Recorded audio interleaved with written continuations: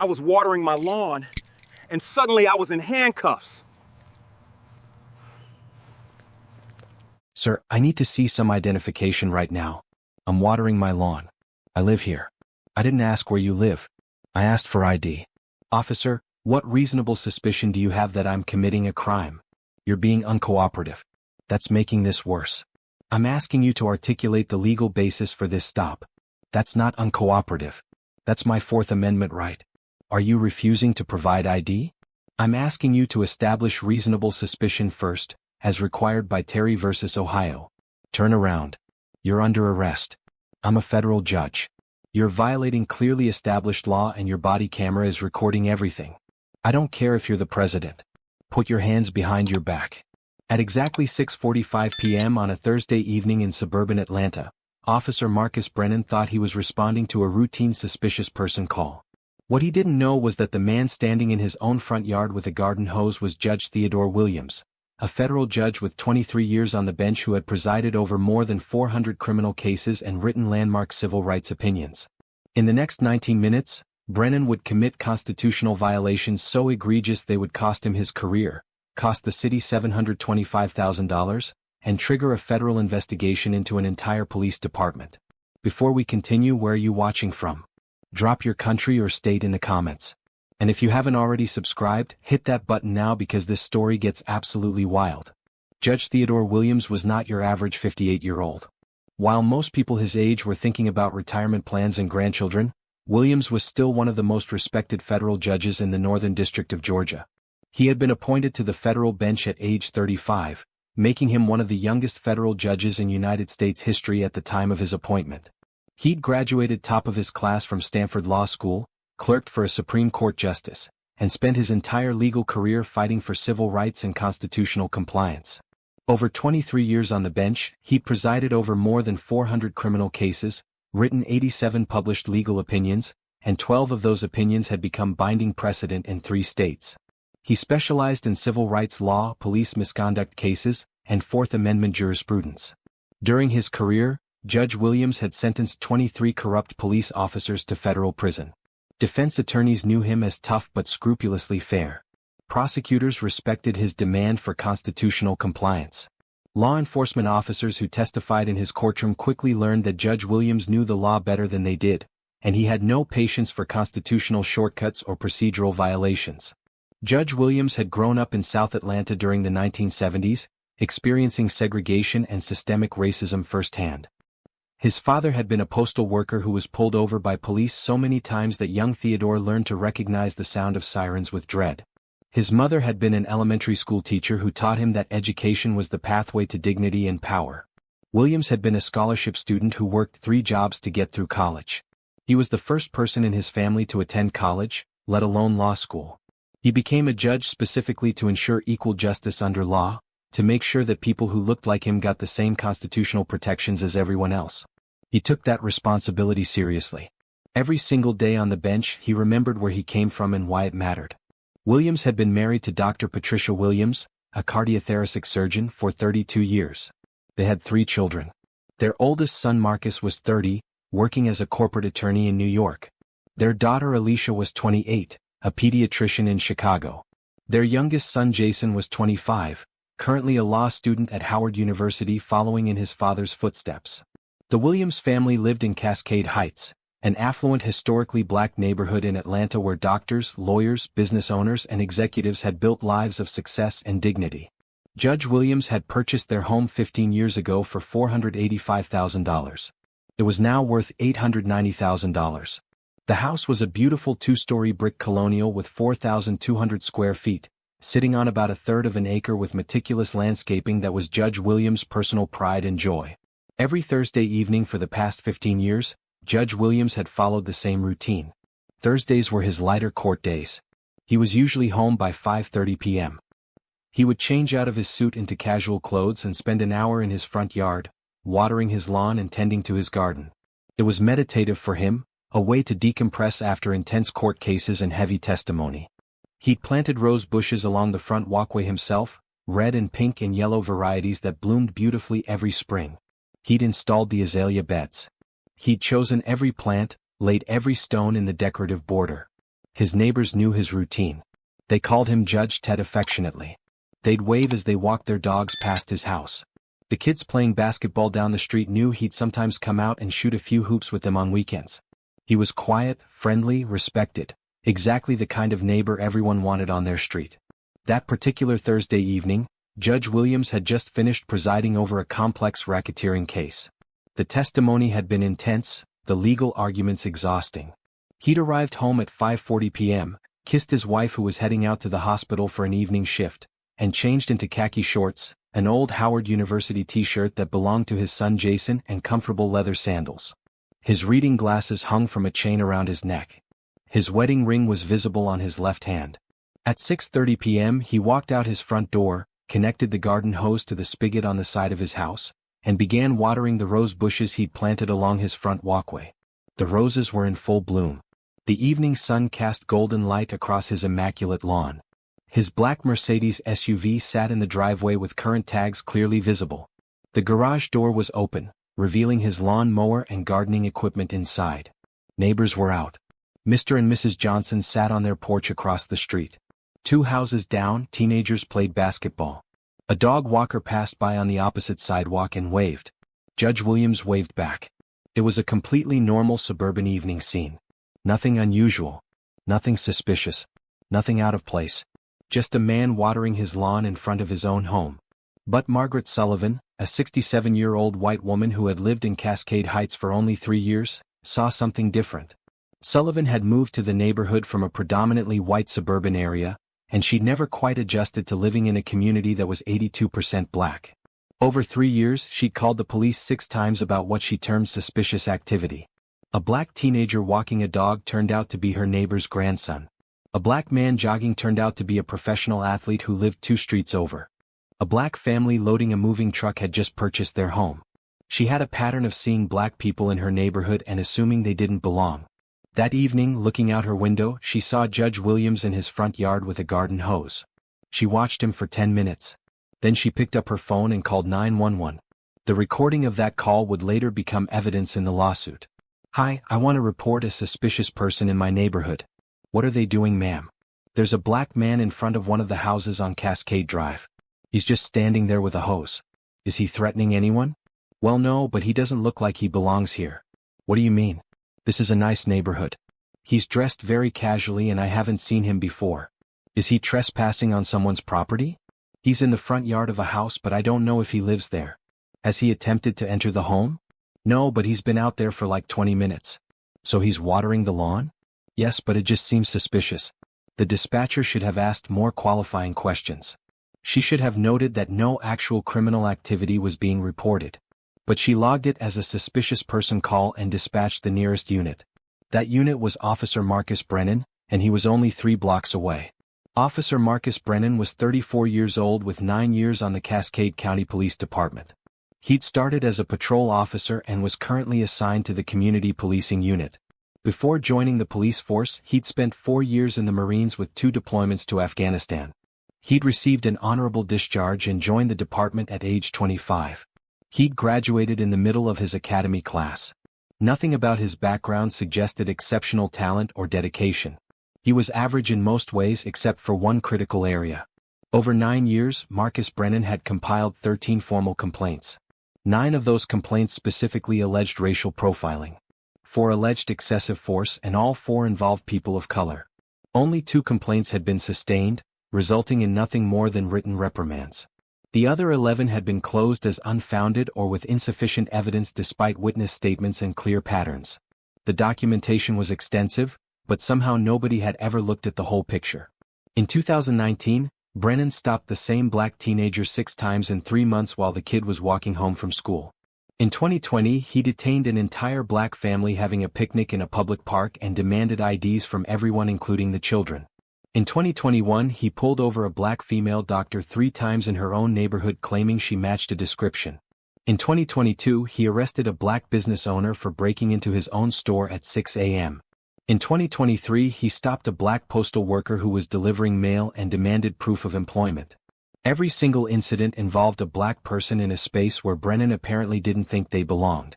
His supervisor, Sergeant Linda Pritchard, had reviewed every single one of these 13 complaints.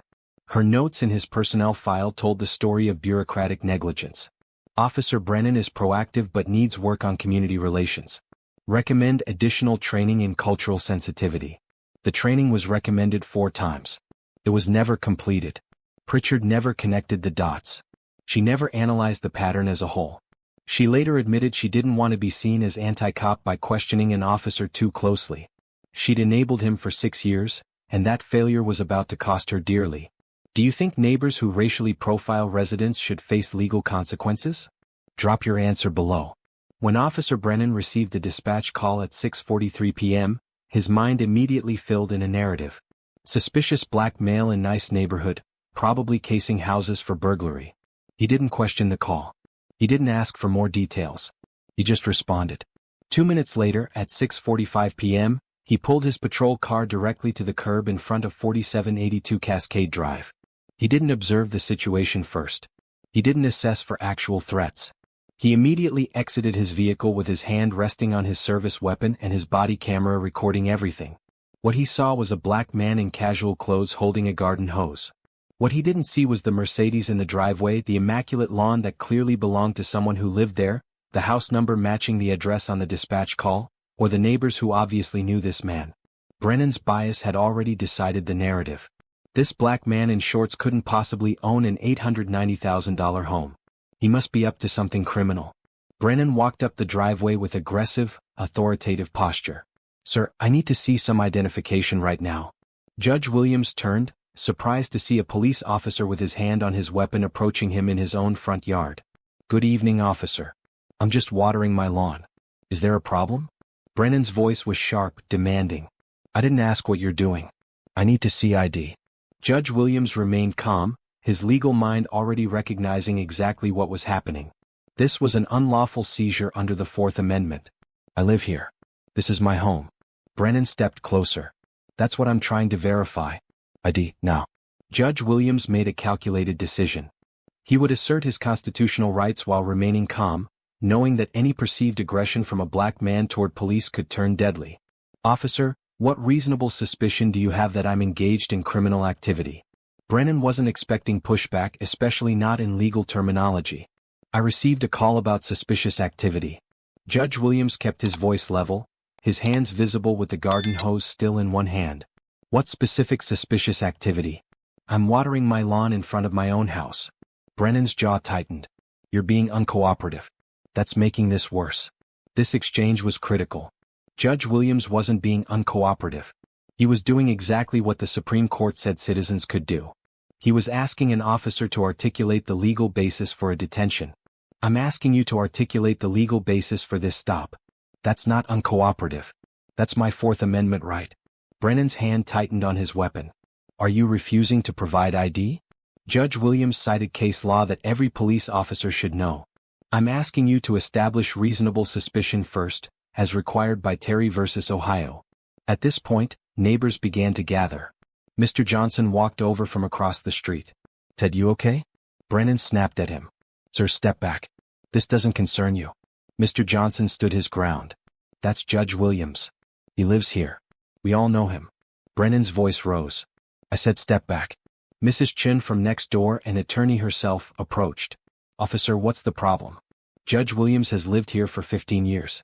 Brennan was now surrounded by witnesses, all contradicting his assumption that this black man was a criminal. "Everyone needs to step back or you'll be arrested for interfering." Judge Williams spoke to his neighbors calmly. "It's okay. Let him do his job. Just observe." Judge Williams decided to de-escalate before the situation became dangerous. He knew the statistics. He knew how these encounters could end for black men. "Officer, I'm going to comply with your request under protest. I'm reaching into my pocket for my wallet. My movements will be slow and visible." He reached slowly into his cargo shorts pocket and pulled out a nice leather wallet, monogrammed with his initials. Inside were his Georgia driver's license, his federal judge credentials, his bar association card, and his courthouse security badge. He handed Brennan his driver's license.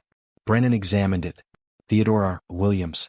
Address 4782 Cascade Drive, the exact house they were standing in front of. The license was current. The photo matched.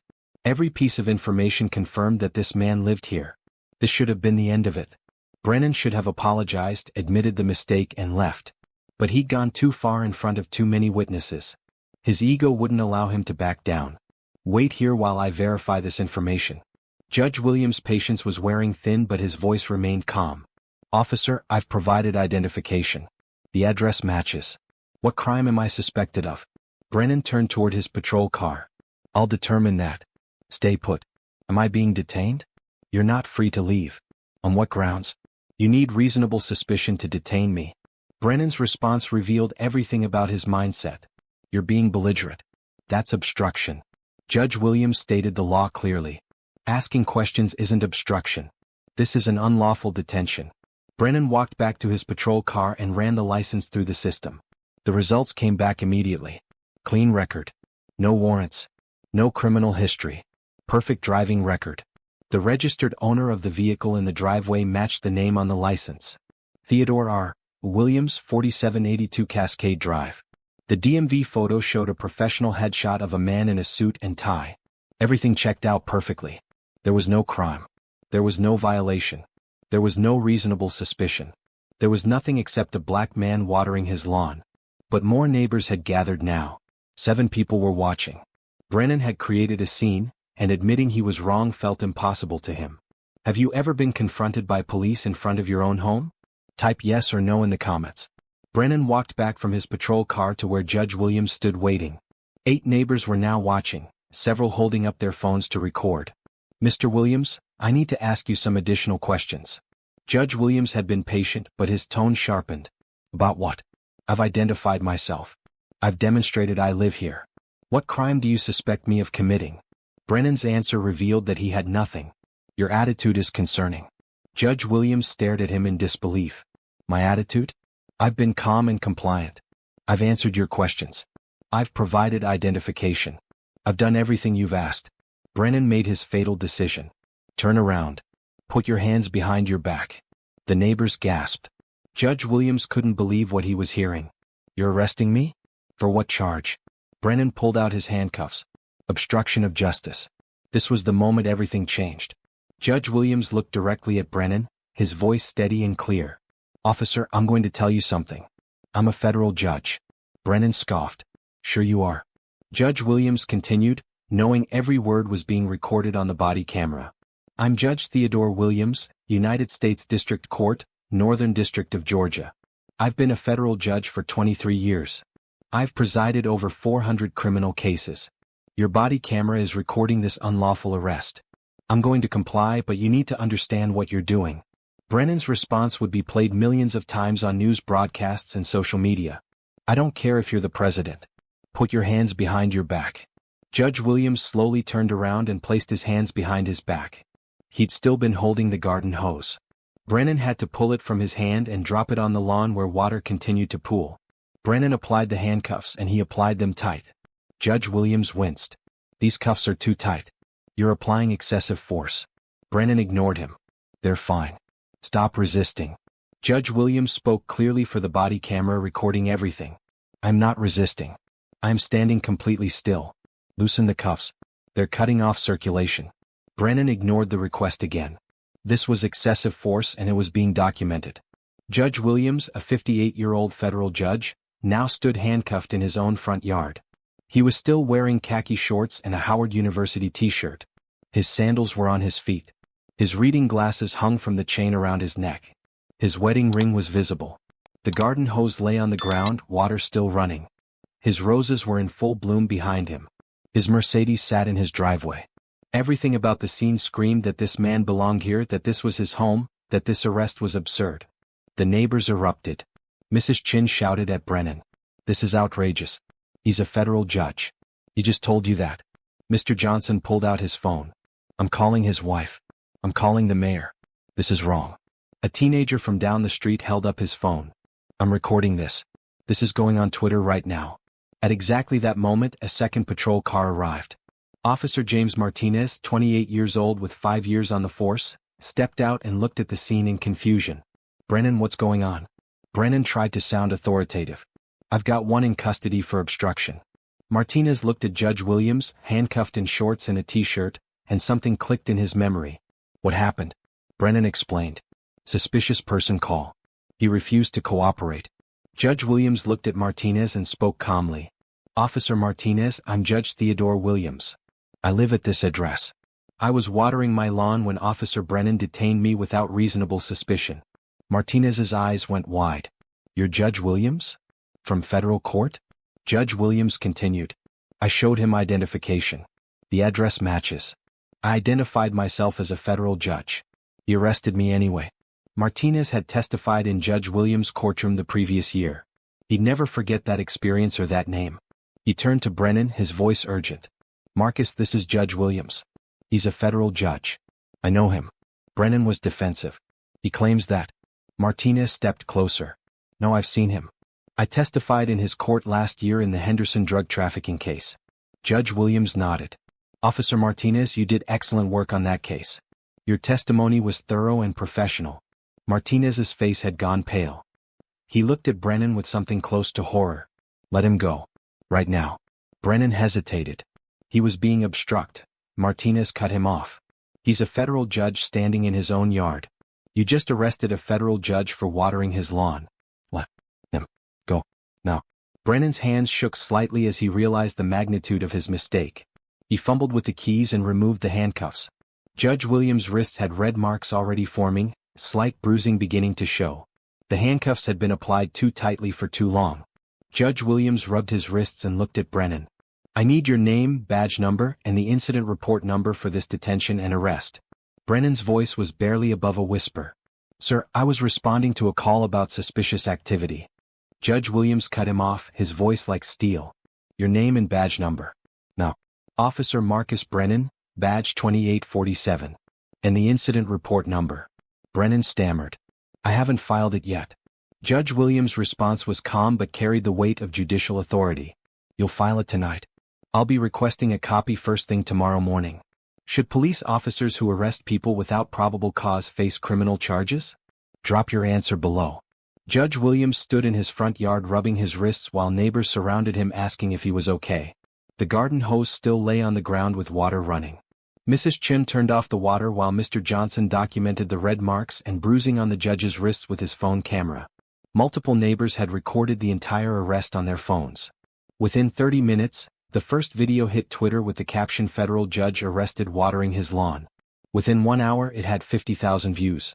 Within 3 hours 500,000. By midnight, 2.3 million people had watched a federal judge get handcuffed in his own front yard for the crime of watering his roses.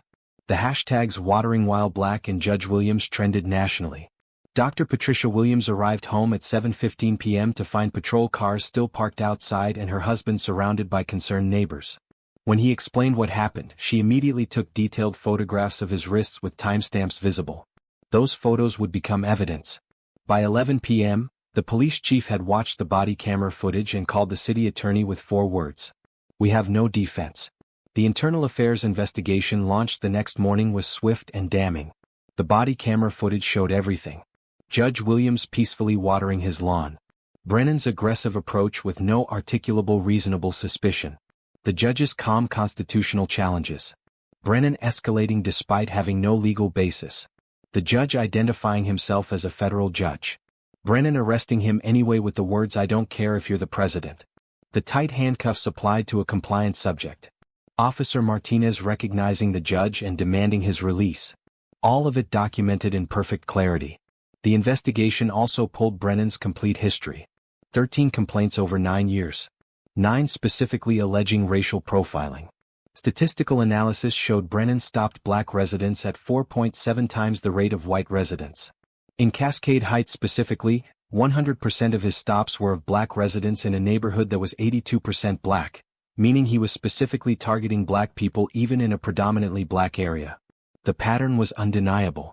Within 6 weeks, Officer Marcus Brennan was terminated for cause.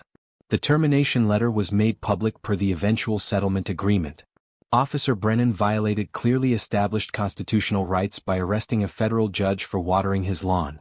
Despite 13 prior complaints, he demonstrated no capacity for reform. His employment is terminated effective immediately. At 34 years old, Brennan's law enforcement career was over. His name was entered into the National Decertification Index, making him unemployable as a police officer anywhere in the United States. He lost his pension after 9 years of service. Sergeant Linda Pritchard, his supervisor who had ignored 13 complaints and never identified the pattern, was demoted from sergeant to patrol officer with a permanent pay reduction of $16,000 annually. Judge Williams filed a federal civil rights lawsuit seeking accountability and reform. His legal team was led by nationally known civil rights attorney Benjamin Crump. The lawsuit named Officer Brennan, Sergeant Pritchard, and Cascade County. The claims included Fourth Amendment violations for unlawful seizure and arrest, Eighth Amendment violations for excessive force, supervisory liability, and municipal liability for failure to train and supervise officers with clear patterns of misconduct. The county's insurance attorneys reviewed the body camera footage and gave their recommendation immediately. Settle. You have no defense. Settlement negotiations took 8 months. Judge Williams made clear this wasn't about money. He insisted on a public admission of wrongdoing, a formal apology, and specific mandatory reforms. The final settlement was $725,000 paid to Judge Williams, plus an additional $180,000 in attorney's fees. But the non-monetary terms mattered more. The county was required to implement an early warning system flagging officers with 3 or more complaints, mandatory de-escalation training, monthly body camera review by supervisors, quarterly public reports on stop data analyzed by race, and an independent civilian oversight board with real investigative authority. Judge Williams donated the entire $725,000 settlement to civil rights organizations. Every single dollar went to the NAACP Legal Defense Fund, the Southern Poverty Law Center, and local legal aid clinics that represent people who experience police misconduct but don't have federal credentials or resources to fight back. At the settlement press conference, Judge Williams said something that captured everything. This settlement isn't victory. It's accountability. I don't need $725,000. But the system needs consequences. I'm donating this money to organizations that protect people who don't have what I have, because this happens every day to people who can't fight back. The Department of Justice opened a pattern and practice investigation into the entire Cascade County Police Department. Their 127-page report found systematic racial disparities in stops, searches, and arrests. The department entered a 3-year consent decree requiring federal oversight and comprehensive reforms. Margaret Sullivan, the woman who made the 911 call because a black man didn't look like he belonged in her neighborhood, moved out of Cascade Heights within 2 months. She issued a lawyer-written apology that Judge Williams publicly rejected. She knew exactly what she was doing when she called police on a black man for watering his lawn. 3 years later, Judge Williams still lives at 4782 Cascade Drive. He still serves on the federal bench. And every Thursday evening, he still waters his lawn, tending to the roses he planted himself. His neighbors sometimes join him now, a show of solidarity and community. He refuses to let Marcus Brennan take that simple dignity from him. When asked about the incident in interviews, he always says the same thing. If this can happen to me, a federal judge with every advantage, think about what happens to everyone else. That's why we fight. That's why accountability matters.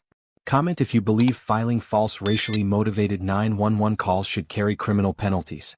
And if you think these stories need to be told, hit that subscribe button because we're not stopping. We're exposing these patterns. We're demanding accountability. This isn't just about one judge or one officer. It's about all of us and the country we choose to accept. Thanks for watching. See you in the next one.